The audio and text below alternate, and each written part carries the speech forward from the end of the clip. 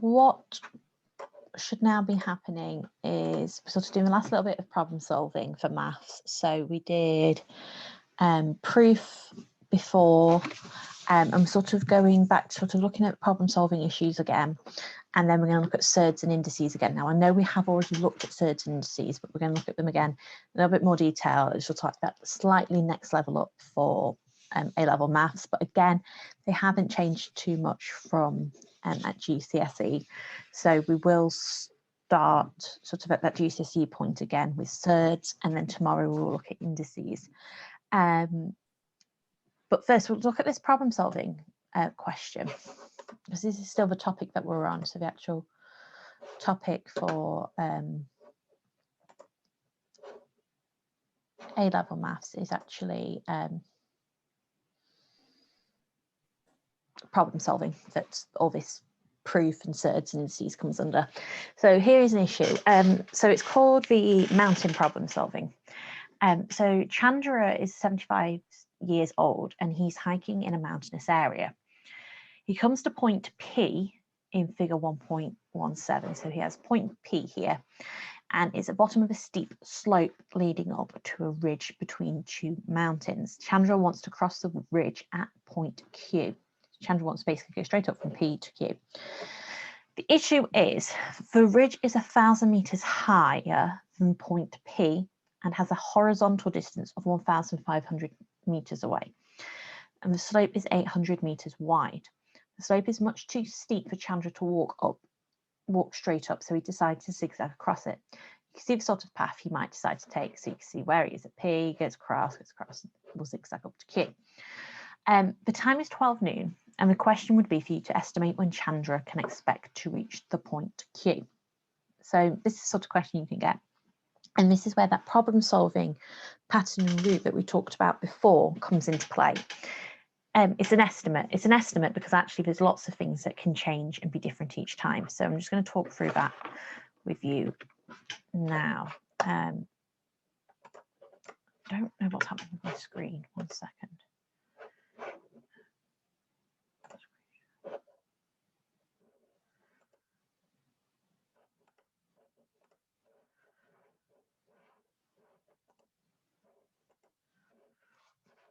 Not sharing, is it?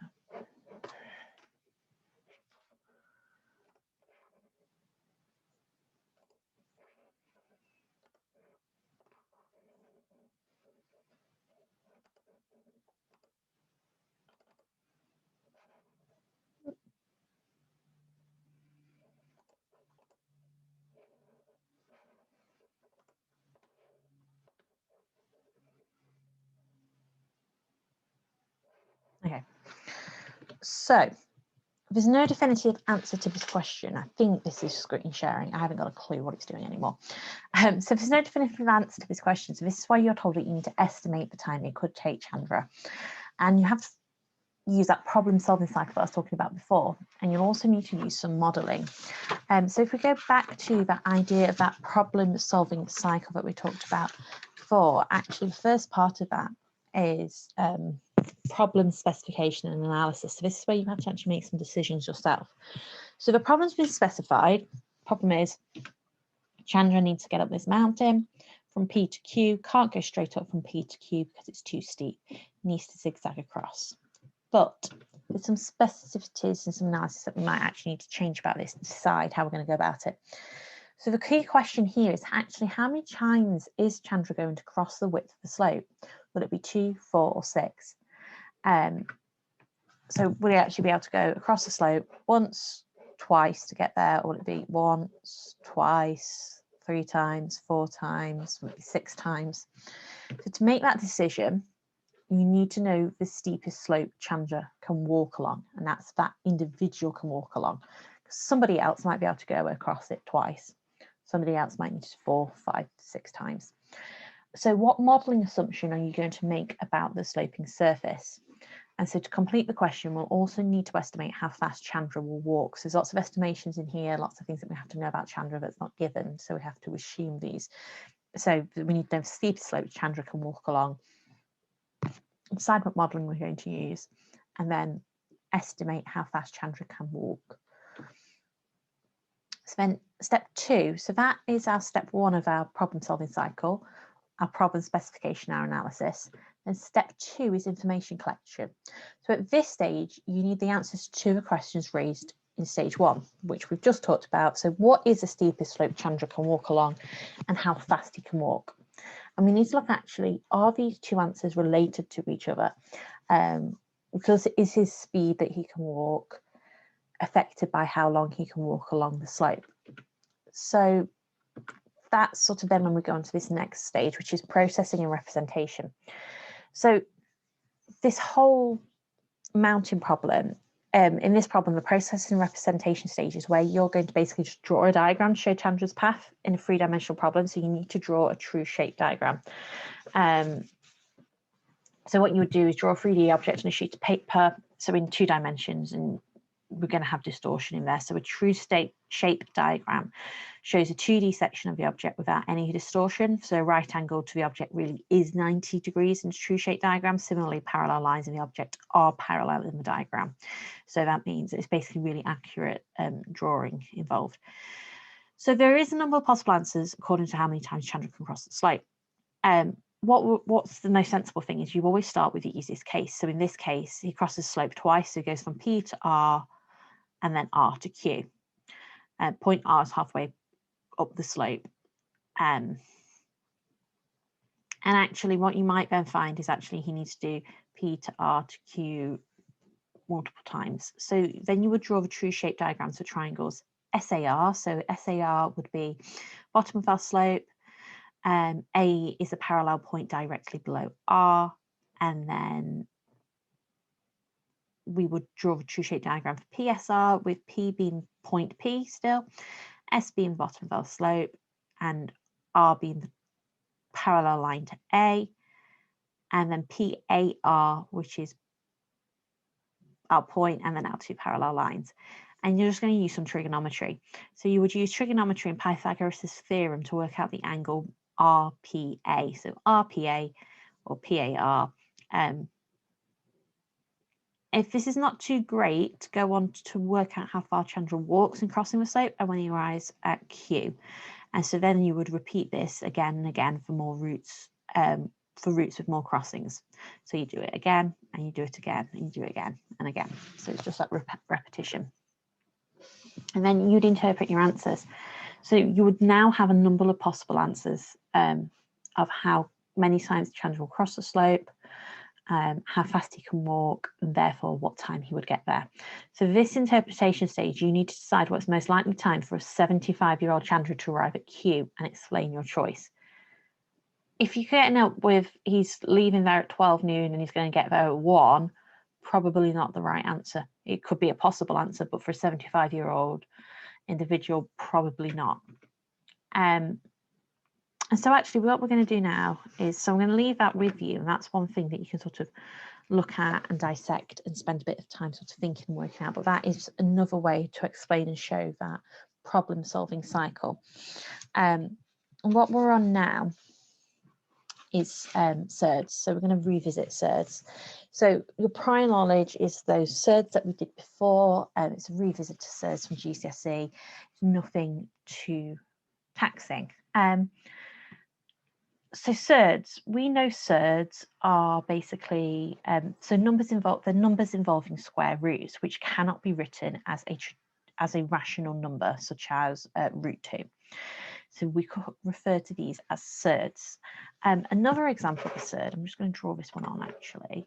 We can also say this is an example of a Surd. We've got half plus root 5. So this is another example of a Surd. Surds can also involve cube roots, but the focus at the moment, at this point of the course, is actually is on square roots. So we're just sticking with square roots for now. So Surds, what Surds are? Surds give us the exact value of a number. Whereas if you go and use a calculator and put in root 2, for example, let's put that on here, root 2, your calculator will give you an approximation. So for example, root 2 is an exact value. Your calculator would give you a value of something, and it will keep going on forever, but I'll do the beginning of it, 1.4142135 dot, dot, dot, dot, dot. Now we'll carry on. And it's only an approximation, so no matter how many decimal places you have, no matter how infinitely we keep going, it's still just an approximation. So if your calculator, this is actually a good point to bring this in, if you're using your scientific calculator and it stops showing surds, you may need to change a setting on your calculator, or your calculator may be set to statistics mode, so you might need to change that if that's an issue that comes up on your calculator at this point. So many scientific calculators will simplify expressions containing square roots of numbers for you, but you need to know the rules for manipulating surds. And why that's important is you need to know those rules for manipulating surds in order to handle them in an algebraic setting. So for example, so you know how to deal with root A plus root B by 3 lots of root A minus 4 lots of root B. So this is why we need to understand the rules for manipulating surds, because we can have them in an algebraic setting and we need to be able to do that there. So basically, the basic fact about the square root of a number is that when we multiply by itself, it gives the original number. So let's go to a square root of 5, for example. So square root of 5 multiplied by square root of 5, that will give us 5. We can then go on and rearrange these values. So actually, we can say the square root of 5 equals 5 over square root of 5. And we can rearrange it to have this as well. 1 over root 5 equals root 5 over 5. So both of which are useful results. So either of them is a rearranging of this original equation. So surds may be added or subtracted just like any other algebraic expression, and keeping the rational numbers and the square root separate.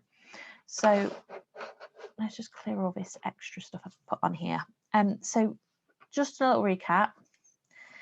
This symbol means the positive square root of. So for example, square root of A equals plus 2.828, carrying on. But the solution of the equation x squared equals 8 is actually, oops, I don't know what's writing there.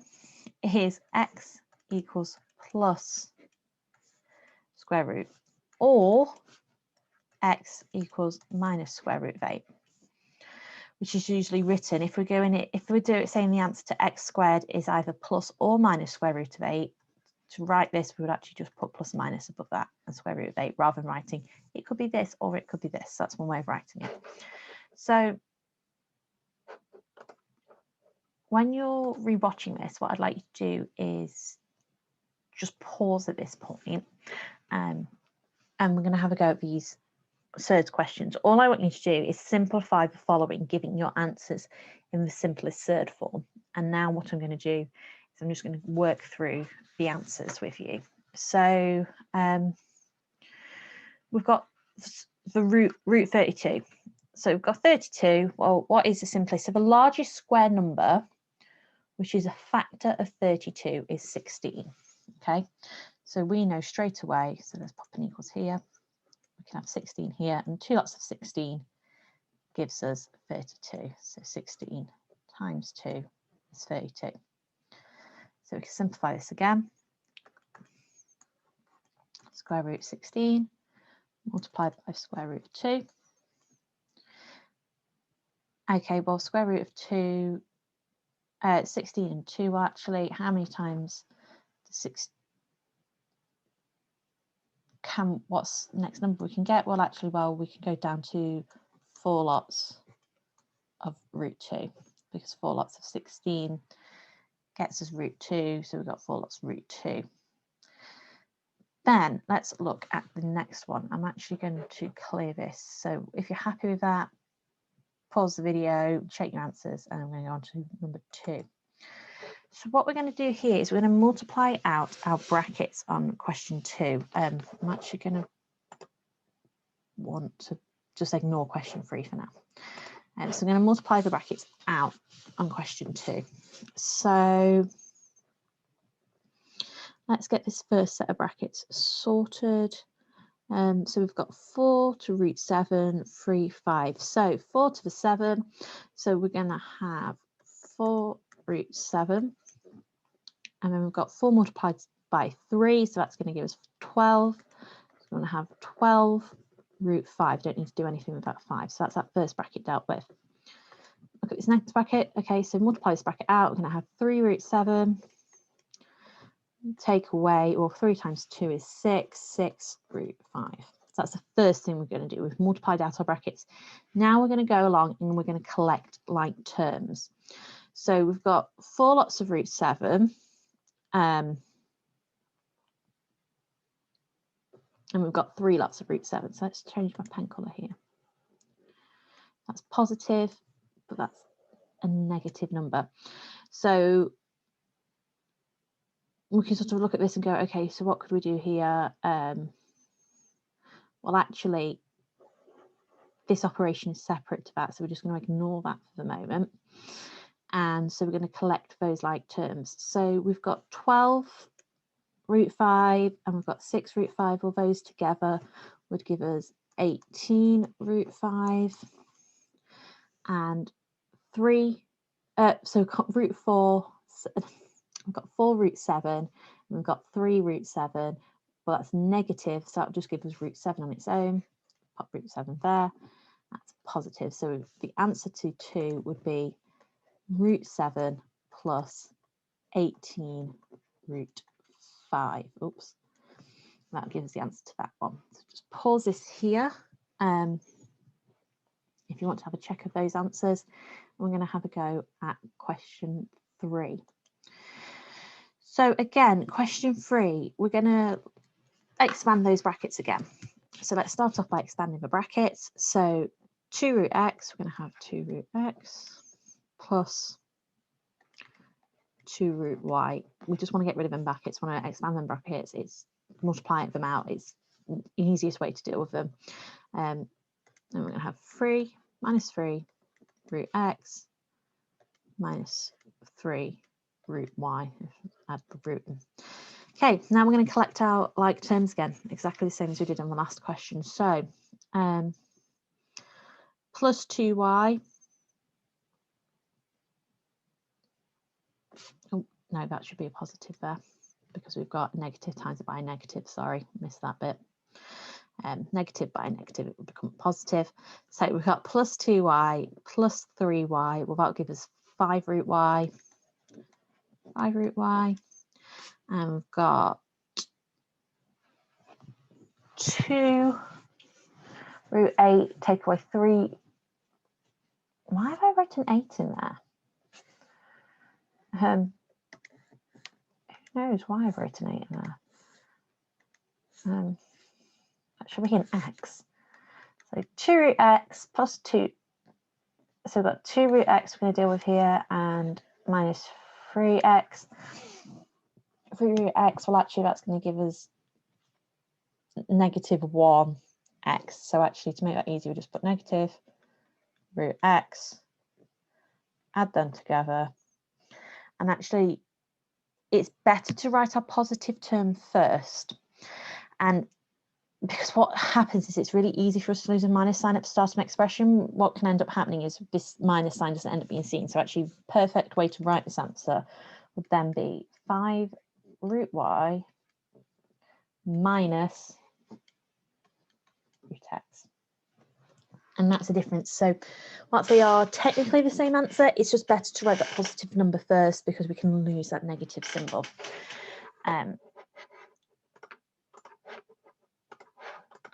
So let's have a look at some more bits of Surds.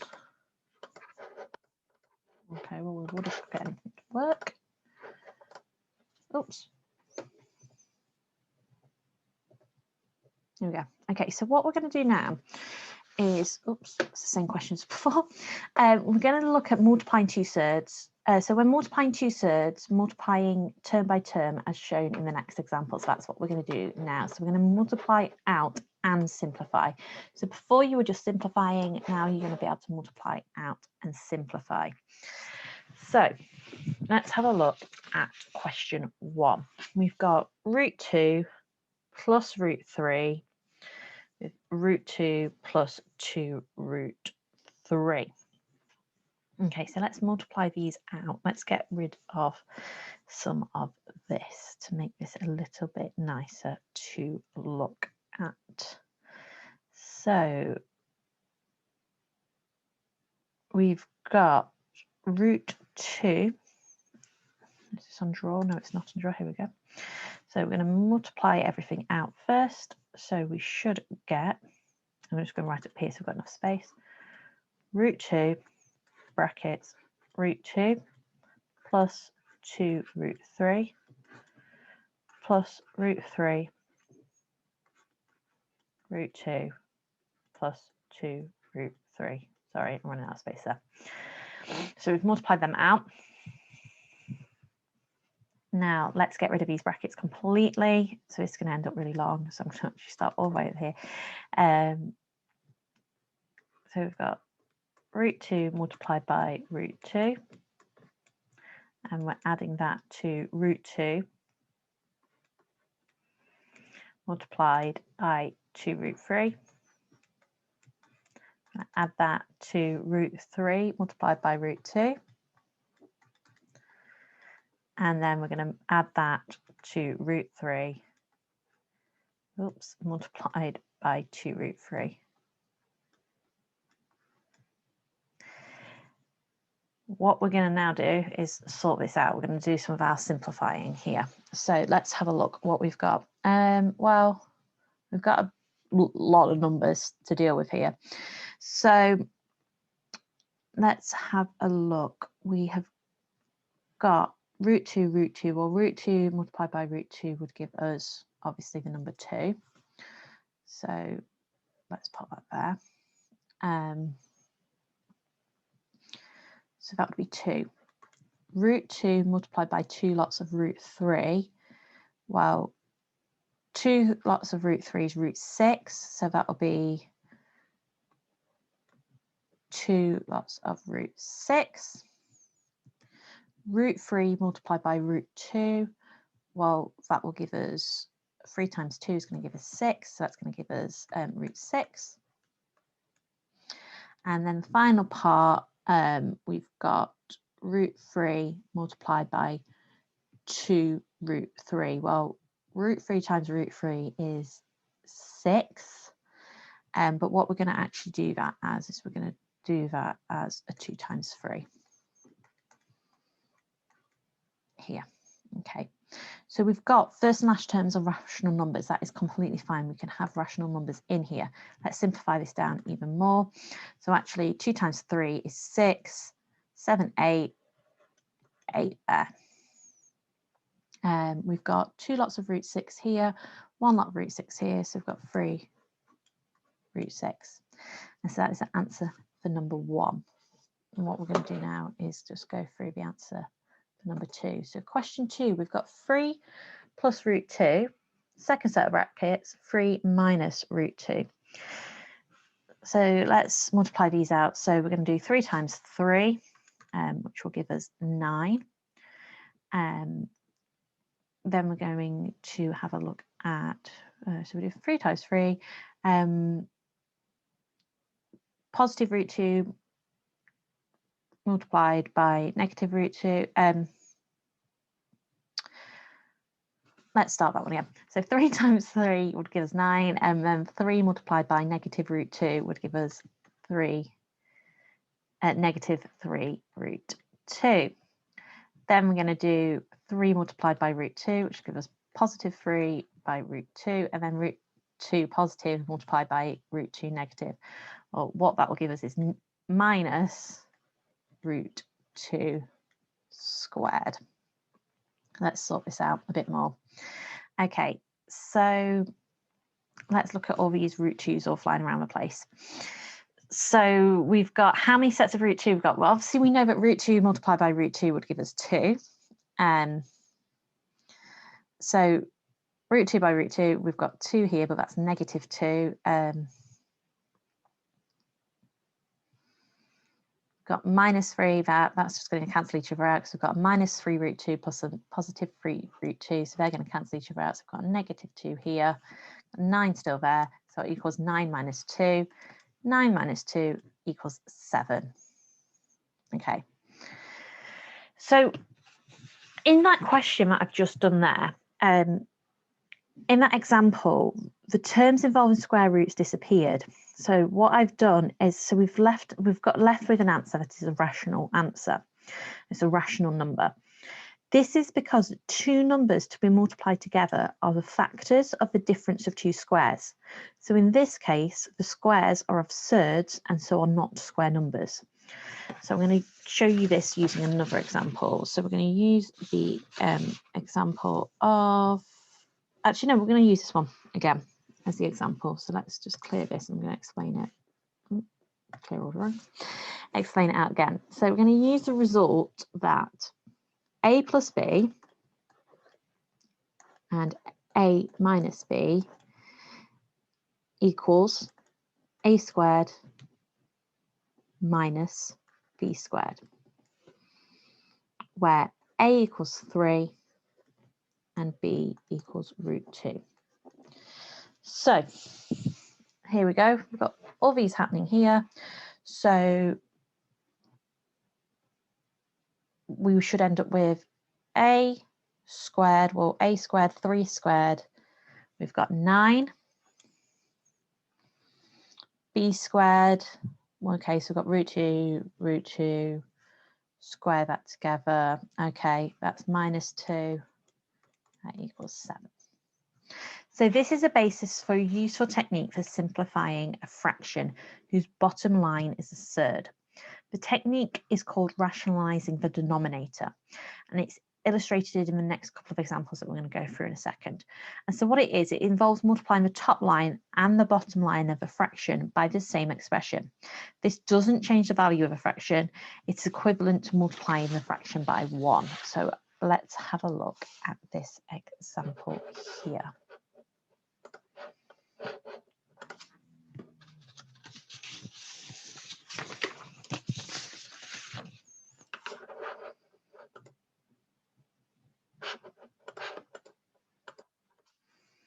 Okay, so we're going to simplify the following and we're going to give our answer in the simplest surd form. So I'm going to go through example 1 first, and then 2, and then 3. So example 1, so we've got 4 over root 2. So 4 over root 2, let's write this out. 4 over root 2. Well, okay, so we can multiply the top and the bottom by root 2. That's what we're going to do here. We're going to multiply the top and we're going to multiply the bottom by root 2. So multiply the top by root 2, multiply the bottom by root 2. So if we do that, 4 multiplied by root 2 would give us 4 root 2. 2 times by 2, well, that's just going to give us 2 root 2 by 2 root 2 will give us 2. So that's 4 root 2 over 2. 4 root 2 over 2, well, 4 will cancel out with the 2, so that will give us 2 root 2. Okay, so example 2, let's get this written out. We're going to multiply the top and the bottom by root 6 this time. So I'm going to do this one in a different colour so we can see this one's a different one clearly. We're going to have 3 plus 2 root 6. I'm just going to write these in brackets so it's clearer what's happening. Root 6. I'm going to multiply both the top and the bottom by root 6. Okay, so we're going to multiply the top and bottom by root 6. So we've got 3 plus 2 root 6. So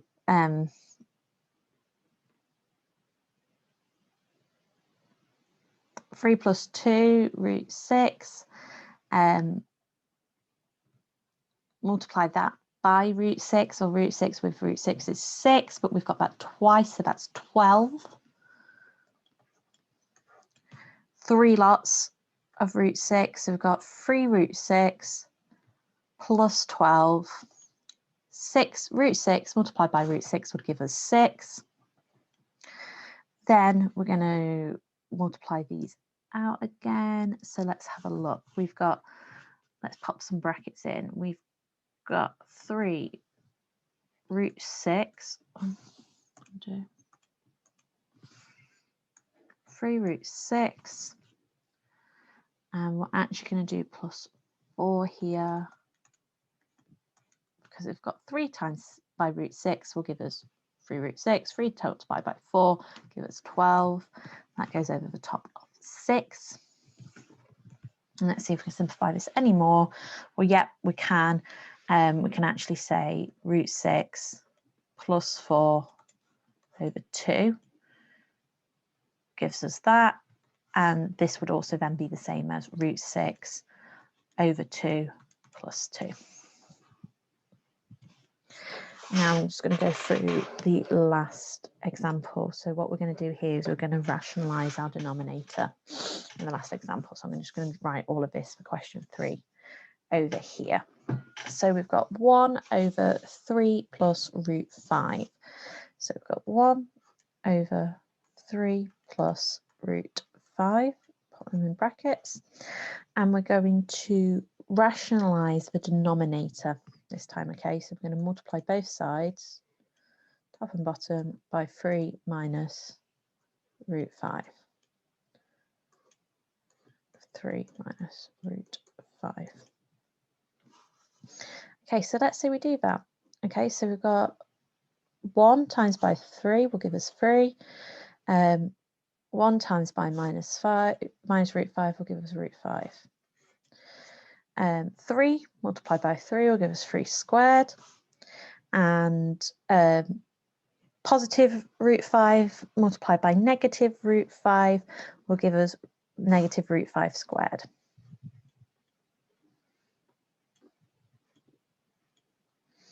And let's see if we can simplify this. Okay, so we've got 3 over negative root 5. So let's just keep that there. 3 over 3, take away negative root 5. 3 squared, well, 3 squared is 9. Root 5 squared is 5. So 9 take away 5. 9 take away 5 is 4. So we would have 3 minus root 5 over 4. And we can actually generalize these methods to apply to lots of different algebraic equations. And I'm just going to go through a couple more examples with Surds, and then what I will do is I will then email you a link to some Surds questions that I'd like to have a go at from the A-level textbook. So last bit, so we're going to simplify the following and we're going to give your answers in the simplest Surd form. So the one that we're going to look at first is x root y over root x. So we're going to multiply our top and our bottom by root x. So let's start this off. I'm going to rewrite this here. We're going to have x root y over root x. I'm going to multiply both by root x. So x multiplied, so x root y multiplied by x, well, that will give us actually x root y x. Over multiply x root x by root x will give us x. And let's look at that. Well, actually, x and x will cancel each other out. So we've just got root y x here. So in algebra, it is usual to write letters in alphabetical order, remember, so we would have y before x. And let's look at example number 2. So that's what we're going to do here is we're going to rationalize our denominator. So let's just clear all this actually, because I'm going to clear the slate for this one. We've got x plus 2 root y over x plus root y. put these in brackets, and we're going to multiply that by our denominator. So we're going to have x minus root y, x minus root y. So let's see what would happen. So x multiplied by x, well, we're going to get x squared on the top. X multiplied by minus root y, we're going to get x minus x root y. X by 2y, well, we're going to get 2x root y. That's positive, so plus 2x root y. And then 2y multiplied by positive 2 root y multiplied by negative root y. Well, root y times y would equal y. So that will just leave us with minus 2y. Over this, let's look at the bottom. So we're going to have x multiplied by x. We're going to have x squared again. Root y multiplied by root y is going to be root y squared.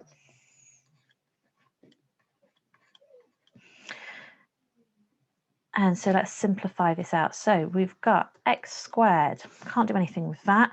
Let's look at our xy's here. So we've got minus xy plus 2xy. Well, actually, that just leaves us with xy plus xy. Can't do anything with 2y, so minus 2y. Can't do anything with x squared, but we know y squared is y. So then that would be our final answer. Okay, so we're about 15 minutes shorter, but all that would end up happening is me just going through lots and lots of more Surds examples. And I've given you, I think, a good 1, 2, 3, 4, 5, 6, 7, 8 good solid examples to go through. So what I'd like you to do now is I'm going to pop this up on YouTube, and I will send over an email the example of some Surds that I'd like to have a go at.